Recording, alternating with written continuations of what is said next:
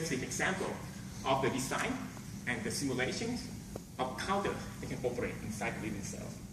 And I will show you that the hierarchical composition framework would allow us to map the existing knowledge about digital logic designs onto the available biological mechanisms. And I also show you that this would also allow us to compare the feasibilities of different design options.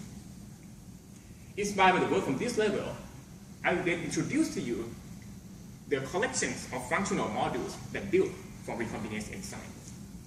I will show you that this collection of functional modules behave similar to a device family in the sense that they operate reliably and they cover a wide range of functions and they're ready to be connected together into a more complex system.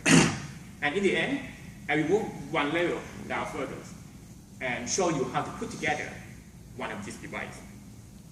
The particular question is, how do we make sure that the connectivities between different parts we put together are reliable?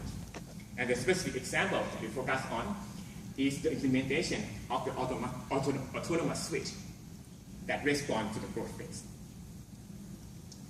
Now, let's start here on top. We're working on the counter not just for the sake of its complexity, but also for a compelling application. For example, the counter that can keep track of the repetitive events, like the cell divisions, would be very useful for tracking the cell lineage. The counter can count the number up to a few hundreds, which is very trivial in electronics, but in biology, this would be enough for the study of developmental agents in most known organisms.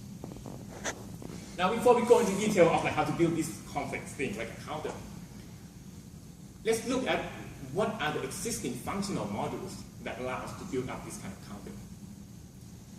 So from now, for simplicity, I will represent the DNA sequence with this thick black line. This dashed line you see in the middle just represents the fact that the DNA might be really long, and these two pieces are far apart. The DNA encode, this chunk of DNA encode for function, like genes.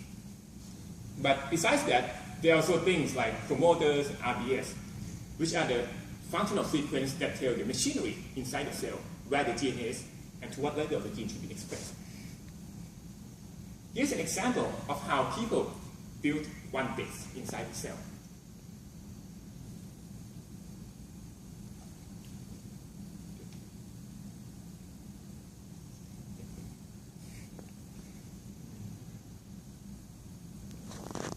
Pause.